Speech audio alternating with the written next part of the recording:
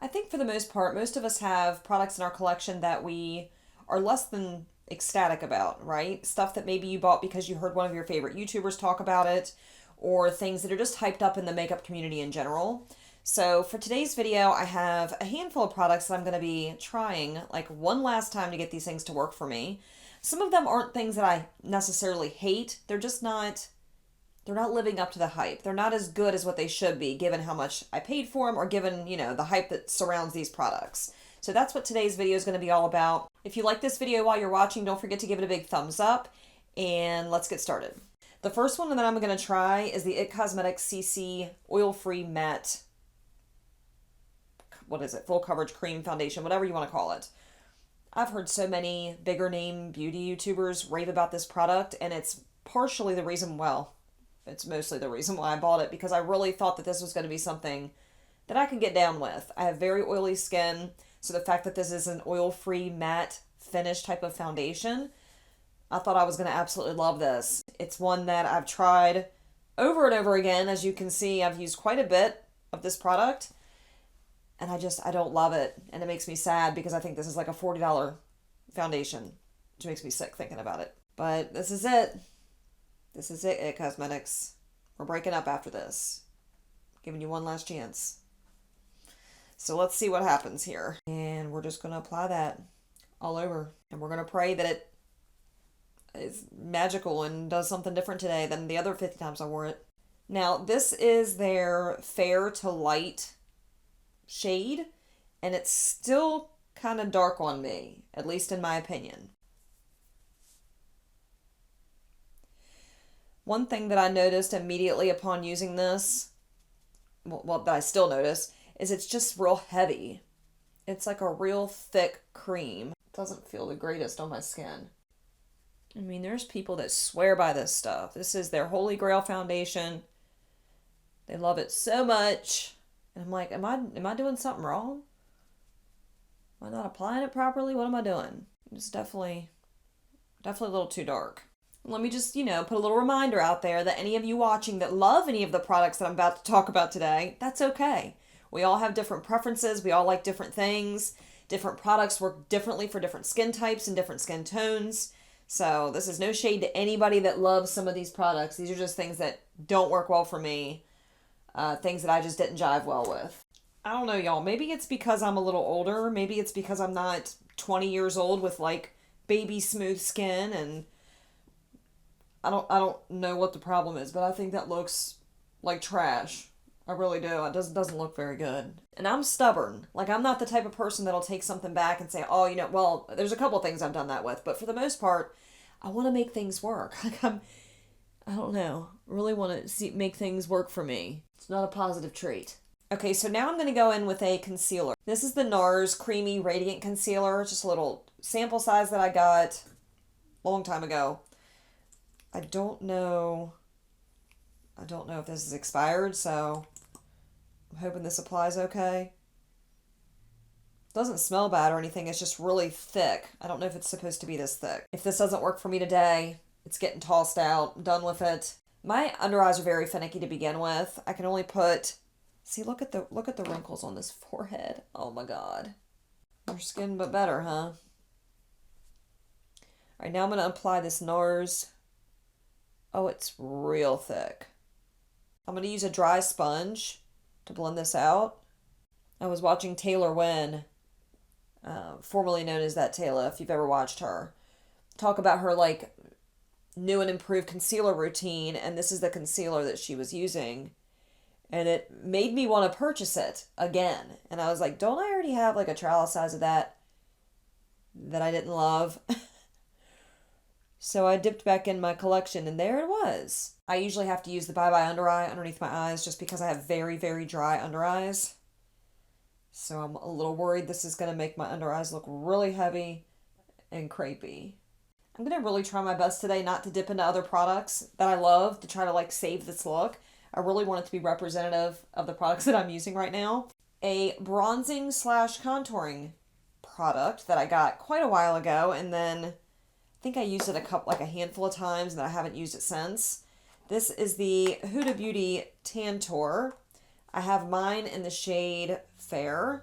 You can see where I've dipped into this just a little bit. I just don't remember being over the moon about this. Definitely don't hate it. It's not one of those products. It's just not a product that I've been reaching for consistently. Let's put it that way. I've only used it a few times. I did recently pick up the Morphe and Jaclyn Hill face brushes because they were like 50% off, and I've been wanting several of them for quite a while now. So I do have this one here. This is the JH5. I believe this is a contouring brush. Could be wrong, but I'm going to attempt to use that. I'm going to like dab some of that off because I have a feeling it's going to be pretty intense.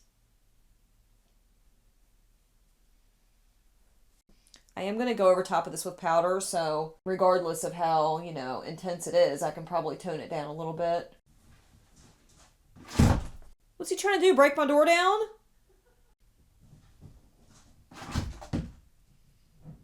Oh my God. What is your malfunction, man? Cat's psycho. I feel like it's just looking a little bit muddy. And I think this is how I felt about it when I used it before. I'm not feeling it. I was hoping that like some miracle would happen and I would start loving these products, but I just don't. So this next product is something that I heard Jaclyn Hill talk about over and over and over again. And it's also something I've heard many other people speak about. That it makes your skin look flawless, makes it look so smooth and radiant. I'm talking about the Lancome Absolute Powder. I got mine in the shade Absolute Pearl. So online when you're purchasing this, I really don't think you could find this in the store. It's really hard to find a shade that matches you because they all look unnatural. I don't know if that's the word I'm looking for. But this shade looked like it matched me best. Now, upon arrival, you guys see how peachy that looks.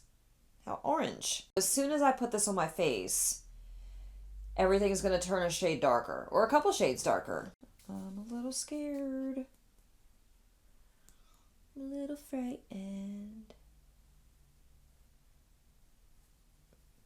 Let's just buff it in.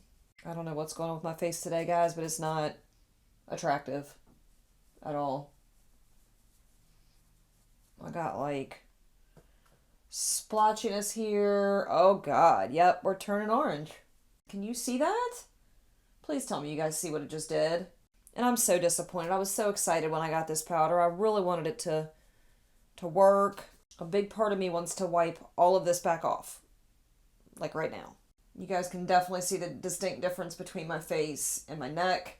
I mean, the CC cream made it a shade off anyway, but this just made it 10 times worse. So I am going to try to warm up the face a little bit because I feel like doing that, you can't even really see what I did with that Tantour. So the next product that I'm going to share with you is the Jouer Bronzer Duo, the light to medium. This is not a bad product by any means. I really do like this product. It's just not one that I reach for all the time. And it's one of those ones that was hyped up because I heard some of my favorite YouTubers talking about this. These are the shades. I have the Sunlight and Suntan. It's just something I heard, Samantha March talk about. It was quite a few people. I can't remember. She's the first one that pops in my head. But it's just not a bronzer that I reach for all the time. So that's why I'm including it in this video. I knew that I was going to need something to put over top of that Tantour. I'm going to dip into the darker of the two shades. Just because I'm so orange at the moment, I don't think the light shade's going to do much for me.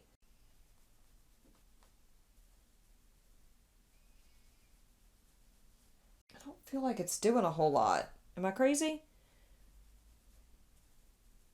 Sometimes it's hard to tell when you're underneath this many lights just how pigmented things are. And then when you're editing, you realize you look like a freaking clown. Hopefully that's not what's happening here. Maybe it's the brush. I'm not used to using this big ass fluffy brush. Usually I use something a little more compact and dense. I don't feel like it's doing a whole lot for me, so I'm just going to quit while I'm ahead here. I did forget to use a product. I really wanted to dip into the Hollywood Flawless Filter from Charlotte Tilbury. I know there's a lot of people that absolutely love this product. And it's not that I don't like it, but for the amount of money that you pay for it, you should want to marry it. You know what I mean? And I just never really felt that way about this. I don't really reach for it that often, even though I would love to. I would love to get more use out of it. Should I risk it? Should I risk it for the biscuit? Okay, Google. Can you apply Hollywood Flawless Filter on top of powder?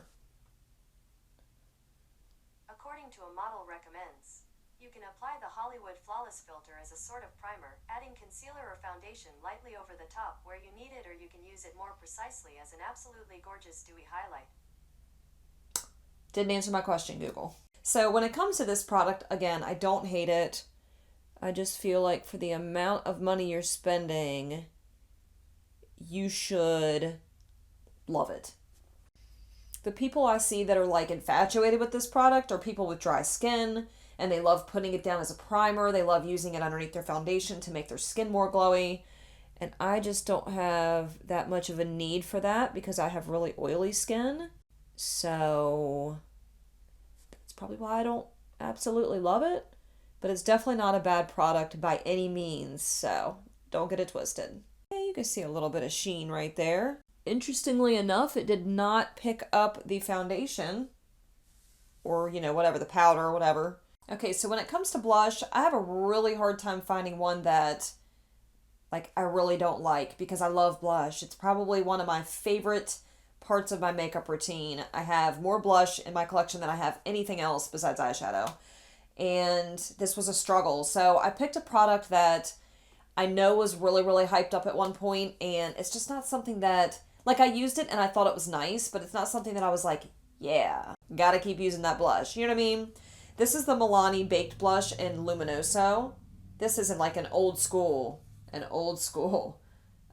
beauty product here on YouTube. It's a very sheeny type of orangey blush. We're just going to go ahead and throw the blush on. It's very, very pinky orange. Let's do it.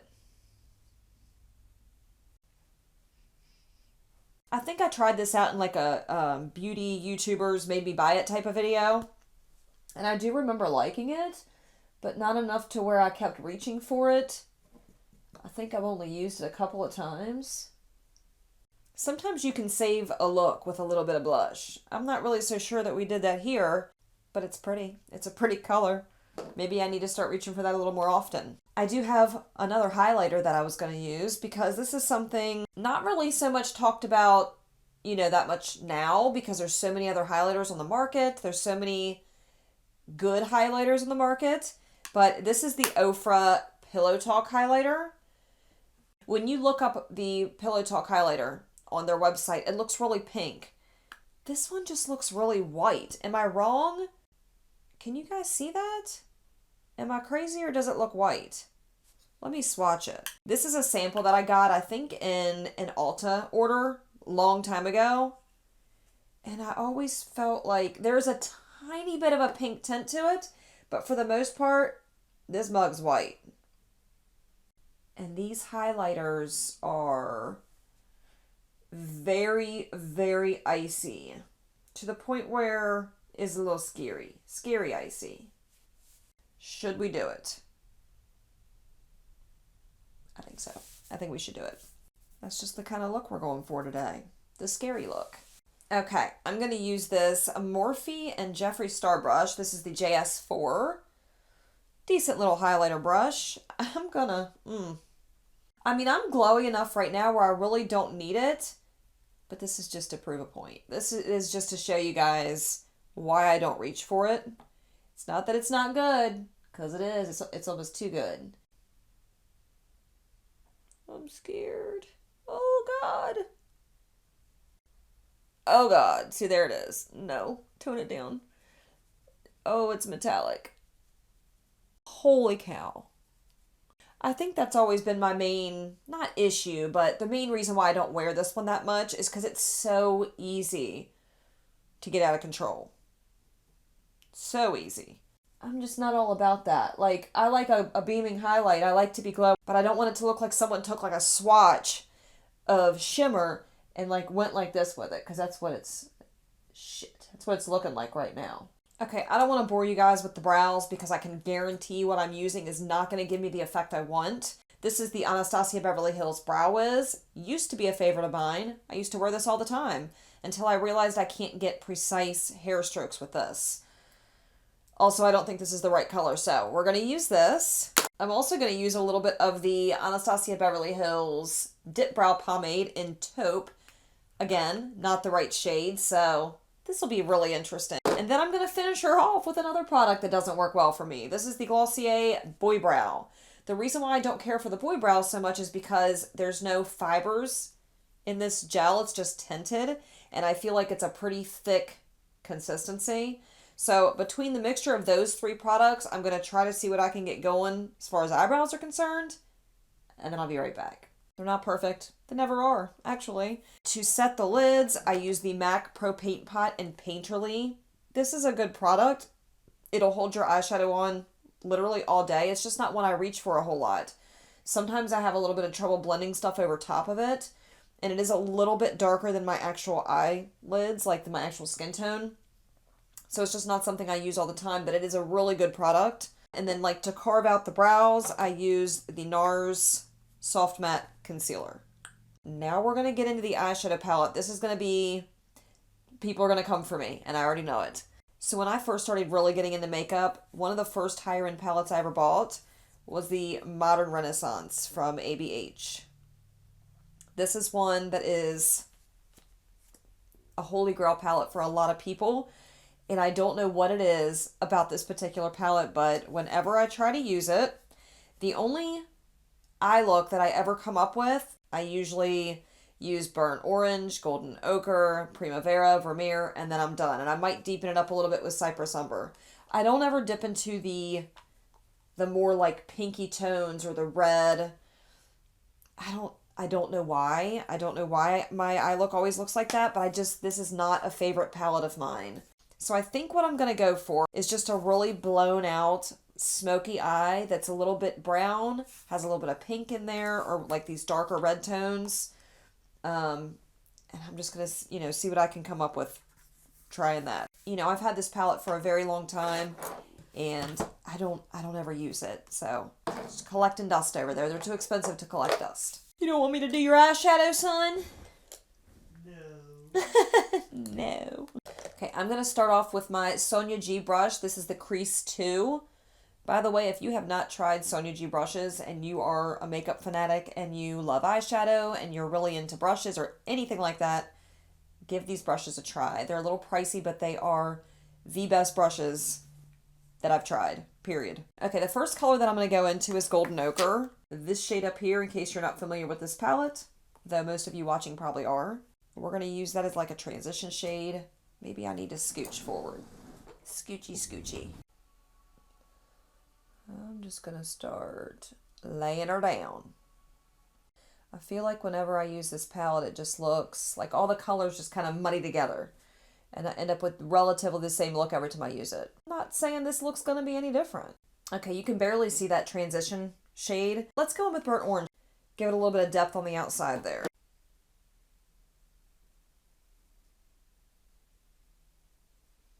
So now I'm going to take the shade Real Gar on the end here. We're going to give this a little bit more depth.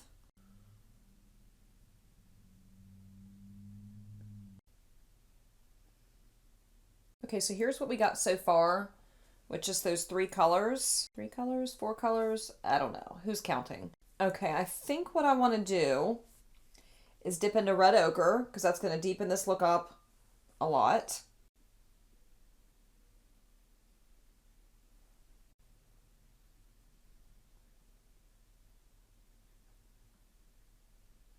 Okay, I think what I want to do now is take Cypress Umber, because it's this really deep, dark chocolate brown color, and I want to start packing that on the outer corner to build up some real depth. I really enjoy the way these are blending together. They're blending together so beautifully. I just feel like there's only so many looks you can get with this palette. Maybe I'm wrong. I'm going to take Primavera, and I'm going to build up that inner part of my eye, and I think that's going to be the eye look. What are you eating now? Pizza? You still hungry? Yeah. Okay. The only other things that I did, I went ahead and took Primavera on the inner portion of my eye, and then I kind of meshed it together a little bit by dipping into red ochre and Venetian red, and that way it just kind of blended a little bit better. It's okay. I mean, it's all right. We're going to move it along though. So the next product that I'm going to be using is going to be a mascara. So this is a mascara that I got as a sample. I think I've had several samples of this, and when I first tried it way back when, I really loved it. I thought it was fantastic. And it's not that it's a bad mascara. It's one that lots of people hype up. It's one that you'll hear a lot of the beauty YouTubers talk about still. But I don't know. After I used up a sample and then tried other mascaras, I kind of lost my love for it. This is the Monsieur Big by Lancome. I guess that's how you say it. This is the waterproof version. I believe the one that I used to like was not the waterproof version, but this is all I have for right now, so that's what I'm going to use. You know what? I'm going to go underneath my eyes really quickly. I'm going to smoke it out with some of the colors that you see up top just to give an added, like, something to the eye area. When I get done doing that, I'll be back. We'll finish the lashes. We'll wrap this shit up. That way you guys can, get back to your life. I gotta admit, I'm actually kind of digging the eye look. Go figure. All right, so when it comes to the lips, there's nothing that I've bought that I'm like, not that I can remember that I bought because I heard someone talking about it and it just didn't live up to the hype as far as lipstick is concerned. The only thing that I can really think of, just because it's a super expensive lipstick, is the Pat McGrath Labs Luxe Trance lipsticks. I did not pay full price for these. She had a huge sale on her website back, I think, around Black Friday. They were $10 a piece. Normally, these lipsticks are close to $40 each, which is completely insane. And I wasn't about to pay that much for a lipstick, so I paid $10 for it. I am going to line my lips with the ColourPop Lippy Pencil in the shade Avi. And then the shade Pat McGrath lipstick that I have is She's Heaven.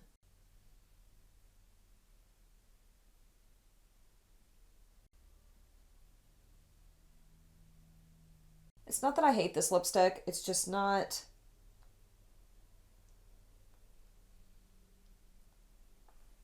It's not a $40 lipstick or $38 or whatever the crazy price is.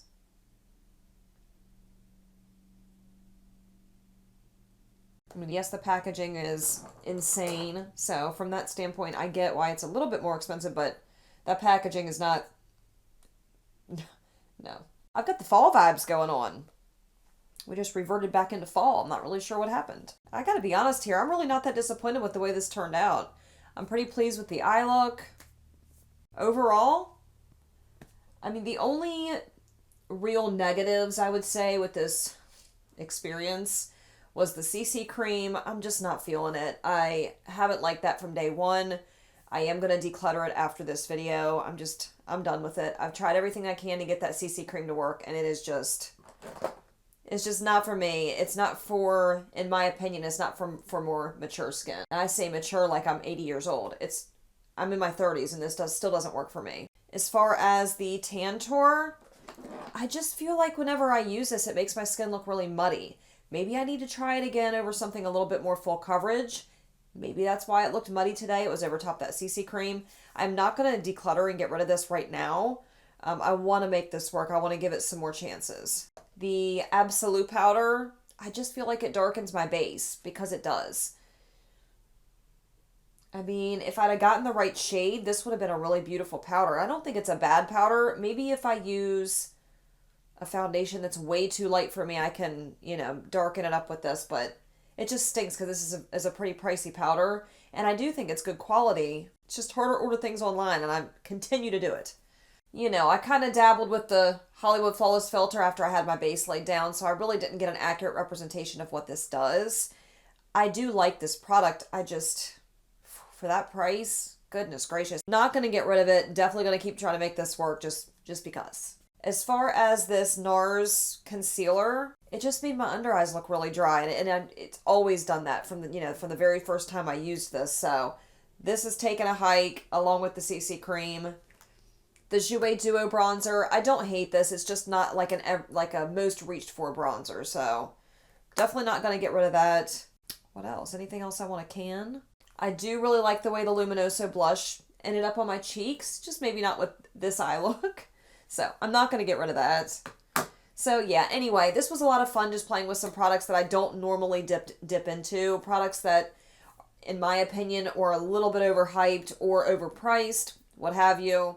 What do you guys have in your makeup collections that you bought because you heard somebody raving about it, or because just in general it's one of those like legendary products that you don't get on with very well, or you have these unpopular opinions? I want to know down below, so leave me some comments, give me some feedback on this video. Maybe there's something that you saw me use that you also feel the same way I do. I would love to know.